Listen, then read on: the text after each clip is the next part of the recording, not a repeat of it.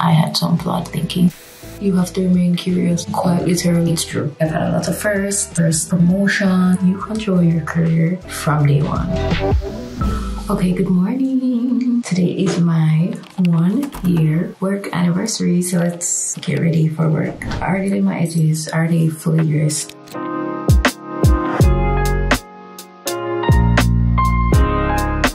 Prime my face with the Maybelline primer SPF 30. So let's get this going because I need to leave to have left already, basically. Alright, we're starting with brows. 1 year in, just like that. So many things have happened. I'm switching between the camera and the mirror because I need to actually go fast. It kind of feels like it's been a couple years, well. So if you don't know, I am a PM within the tech industry, more specifically the cloud and AI part of it. That's all I'll say. And it's been cool so far. Learning a lot. Let's start with my foundation. This amazing degree was in industrial engineering, and so my role is kind of like engineering adjacent. Not quite drawing and doing the hardcore stuff, but very like engineering adjacent. Supply chain, so that's been cool, and I kind of understand the product that I'm working towards, literally responsible for building. So the terms that you hear is like, oh, you're drinking from a fire hose, blah blah blah blah.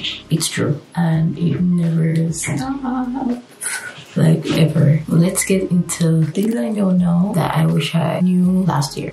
Base is basing.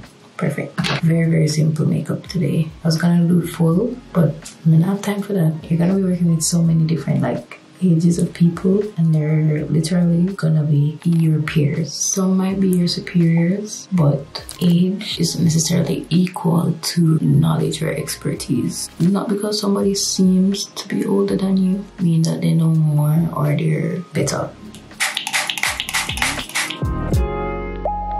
I wish I didn't have to open this, but alas. Number 2, you have to, it's on you to continue learning. It's on you to continue learning. So I see how easy it is to just get complacent. You kind of can get caught up just doing your job, getting comfortable with doing your job, rather than like either learning your industry or keeping up with like news. So you want to surround yourself with either people that keep learning, keep growing continuously, or you just kind of have to build that into your routine. So if it's listening to podcasts, reading articles about the things you're interested in learning, but learning is definitely something that's a bit more active now rather than you being passive and kind of like, oh, waiting for a syllabus to say, okay, this is what we're gonna learn this semester. You have to remain curious, quite literally. Another thing is your degree doesn't really mean half as much as you think it does. And I know people always talk about, oh, like I studied this, but I ended up in this industry. That type of thing can happen like faster than you think. So I'm saying all this to say like you control your career from day one. And if you studied something and you realize, okay, I'm not feeling it, then you can literally make that change from day one. You don't have to wait until you get experience or for some miracle to happen. Your career is yours. Your career is on you. And that brings me to my second point. No one is going to advocate for you more than you advocate for yourself. I'm not saying you won't have advocates, right? No one knows what your career aspirations are except you. No one is going to know that you're ready for a promotion. No one is going to know that you want to be like a general manager or a manager. Like no one knows. And people can't read minds. You have to make your aspirations known and consistently making them known. Because if not, then people just kind of like, oh, assume for you. So for example, if you're a mom, they'll assume, oh, she's not going to be interested in travel because she has any family and kids. Whereas, you know, somebody younger might be more interested in it based on assumptions because they don't necessarily have like as many ties and their feet like to travel and stuff. So these are just common, not misconceptions or even stereotypes, just like generalizations that people make for people. Any gender, any race, and we're not even talking about the things that they make for gender and race either. So if you have those things going for you, then it's even more important for you to make your wants and needs known, especially to your mind job. The next thing you realize is that it doesn't all have to be true. So you can curate the work experience that you want to have. And if you can't, then put yourself in a position to curate as much freedom as you want from your work experience. And I mean, saying that can kind of sound like, oh, overly, I guess, naive as somebody so early, but I've realized that the most valuable people, and I've read this in books as well, they are able to really control how and when they work. If you do see yourself staying in the corporate world, that's something to also think about.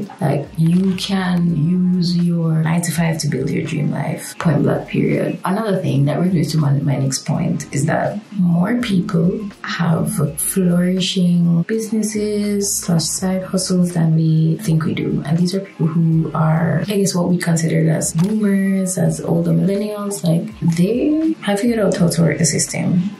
More of them than we like to give credit for. It has been making me think that maybe the system can be worked, or you can leverage the stability for as long as you possibly can to build the life of your dreams. Maybe, just maybe. Guys, I'm literally just putting on things. I'm not even looking anymore, honestly. So we'll see how this face turns out. Blend it all in.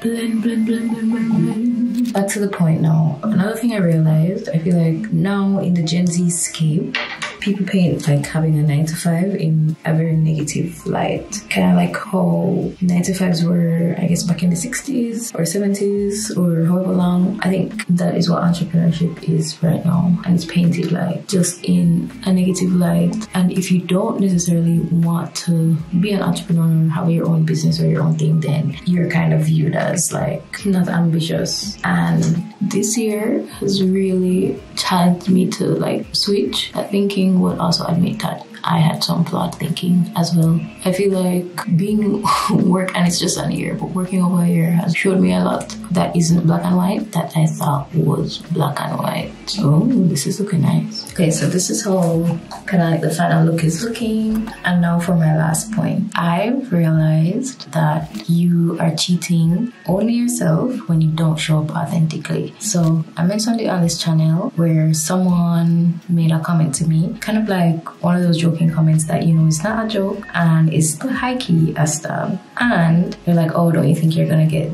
tired of just enough for work? And it's like, first of all, you can only get tired if it's not something you're doing for yourself. Yeah. And so I was like, I don't think so. No, I won't. That was just from me showing up authentically. The update, using the glossy lip balm first. The update that I have for that is that someone else told me that, hey, they just always admired like just how I show up and how I bring myself. That's just something they've just admired since they've like seen me, and that like I should keep it up. It's so like inspiring. And I was like, what?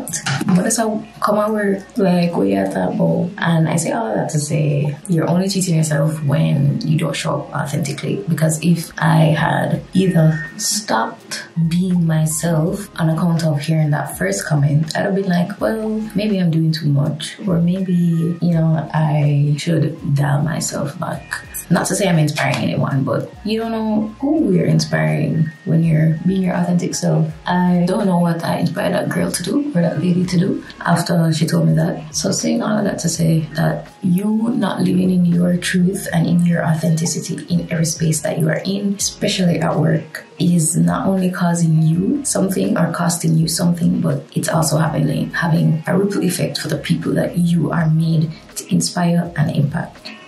That's a word for this morning. Overall, this is how I'm feeling 1 year in. I don't know how I'll be feeling 2 years in, 3 years in. I don't know if I'll make it to that far. We'll see. So far, so good. I feel like I've had a lot of firsts. Great team, great experience so far. Just first projects, first promotions, first a lot. So I'm super grateful, super thankful that I'm in a space to be doing something that I am competent to do and that is relevant as well and is impacting the world. And I'm excited to just continue doing that at a company that is amazing. So here is the finished look for work.